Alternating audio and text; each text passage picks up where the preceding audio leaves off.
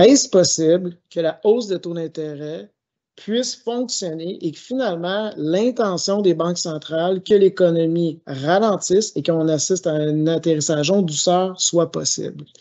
Bien, en fait, cet avis-là, peu de gens la partagent parce que jusqu'à présent, lorsqu'on demande aux experts à quoi on devrait s'attendre, plusieurs d'entre eux s'attendent à une récession. Et c'est normal, on est devant l'inconnu, il y a beaucoup de risques au niveau du marché. Donc, plusieurs personnes vont pencher vers un scénario plutôt pessimiste par rapport à l'avenir. Mais l'idée ici, c'est pas nécessairement de spéculer afin de dire, ben, est-ce qu'il va y avoir une récession? Si oui, quel va être son degré ou est-ce qu'on va l'éviter? On ne le sait pas. Par contre, jusqu'à présent, il y a beaucoup de données qui indiquent qu'on a un atterrissage en douceur. Et c'est aussi avoir une réflexion sur les prédictions de certains prévisionnistes qui ont un penchant un peu plus négatif. Pourquoi je mentionne ça? Je donne un exemple. On s'en rappelle, durant la crise du COVID, au début, les marchés avaient fortement chuté. Après quoi, on avait vu une intervention de la part des gouvernements et là, on avait de la spéculation. Comment le marché va réagir? Comment l'économie va se porter? Et là, il y avait différents scénarios. Certains projetaient un scénario où les marchés allaient être en L, donc complètement à plat. Il n'allait aucunement rebondir de la chute de plus de 38 qu'on avait assisté aux États-Unis parce qu'on allait vivre vraiment une situation économique difficile. D'autres investisseurs, certains prédisaient, des prévisionnistes, qu'on allait être en W. Donc, le marché va tergiverser. Des journées de baissière, des journées haussières. Puis on va faire du surplace jusqu'à temps qu'on voit plus clair.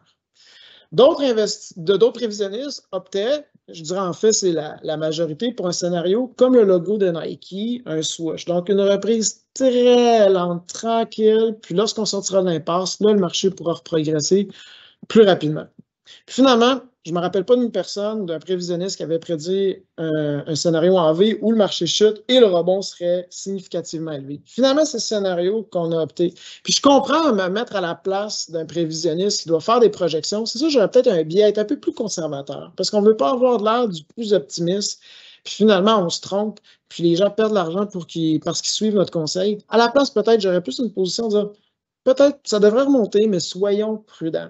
C'est un peu ce qu'on voit en ce moment encore dans les marchés de la part des prévisionnistes. Jusqu'à présent, puis comme je le mentionnais, pourquoi je parle de ça, c'est que cette semaine, on a des données encore importantes. On a une rencontre de la Réserve fédérale où on a mis les taux d'intérêt sur pause. Et entre autres, aussi, on a les données au niveau des indices les prêts à la consommation, qui se situent aujourd'hui à 4 On n'est pas encore à du 2 qui est la cible de la Réserve fédérale. Cependant, ce qu'on voit, c'est que jusqu'à présent, la médecine des banques centrales fonctionne parce qu'il y a une portion de l'inflation qui était transitoire. Et justement, ces hausses de taux d'intérêt-là ont de l'influence auprès du consommateur, des entreprises, et on voit l'économie ralentir. Maintenant, plusieurs vont dire que probablement l'inflation, ça va être vraiment un défi. C'est là que ça devient coriace, de la faire passer, par exemple, de 4 à 3 de 3 à 2 parce qu'il y a quand même l'inflation présente. Les salaires sont relativement plus élevés qu'en 2019. Puis, il y a des facteurs inflationnistes. On le voit aux États-Unis, il y a un dynamisme pour ramener de la fabrication aux États-Unis, il y a de l'investissement dans les manufactures, on veut décarboner l'économie. C'est sûr que ça va se traduire par une certaine inflation. Donc, ça se peut que l'inflation soit là plus longtemps. C'est pourquoi les gens disent, ben, les taux d'intérêt sont élevés, ils vont rester élevés, ils vont peut-être encore augmenter. Donc, c'est facile de voir que tout ça, ça va avoir un impact significatif sur l'économie. Pour mettre les choses en perspective, on va parler d'une époque relativement similaire sur plusieurs points. Je ne vais pas juxtaposer deux époques de manière en disant que c'est identique. Il y a des nuances. Par contre, ça peut être un référent intéressant dans notre réflexion pour observer ce qui se passe actuellement. En 2004-2005 environ, là, quand on regardait les indices au prix à la consommation sur une base annuelle, on avait un taux d'inflation d'environ 3,5, 3,4, 3,25 relativement similaire à ce qu'on avait. Mais ce qui était aussi similaire, c'était les taux d'intérêt hypothécaires. Aux États-Unis, on peut avoir des taux hypothécaires fixes pendant 30 ans. Et en 2004, par exemple, le taux d'hypothécaire était autour de 6 comme on a approximativement aujourd'hui.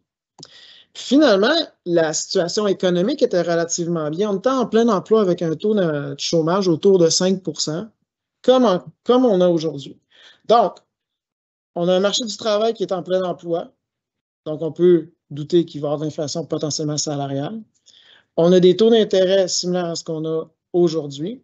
Puis, on a une inflation qui est quand même dure à combattre si on veut la ramener autour de 2 Mais qu'est-ce qui s'est passé durant cette période-là? Si je vous dis qu'est-ce qui s'est passé dans les années 2000, 2004, 2005, on a assisté à une bulle immobilière résidentielle.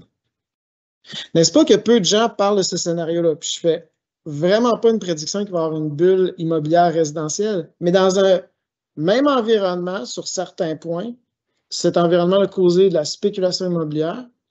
Puis aujourd'hui, les gens disent la hausse de taux d'intérêt va faire fléchir le marché parce que les maisons sont beaucoup moins abordables en fonction de la hausse de taux d'intérêt. Peut-être que c'est vrai. Par contre, si on regarde l'histoire, je pense qu'on peut nuancer. Donc, peut-être se projeter dans les scénarios pessimistes de récession élevée, de chute dans les prix de l'immobilier de manière significative. Je ne dis pas que ça ne va pas arriver, mais c'est peut-être moins probable qu'on l'a à l'esprit.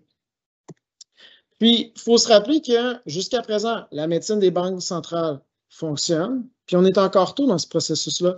Lorsque la Banque du Canada a fait sa première hausse significative, une hausse de 1 c'était en juillet l'année dernière. Et qu'est-ce qu'elle avait dit dans son communiqué? C'est que ça prend environ 18 mois avant de voir les effets pleins de ces hausses-là. Et après, il y en a eu d'autres. Donc, on n'est même pas encore 12 mois dans le cycle. Et oui, effectivement, ça peut avoir des surprises. On le voit en périphérie. On a vu déjà des banques régionales avoir un enjeu.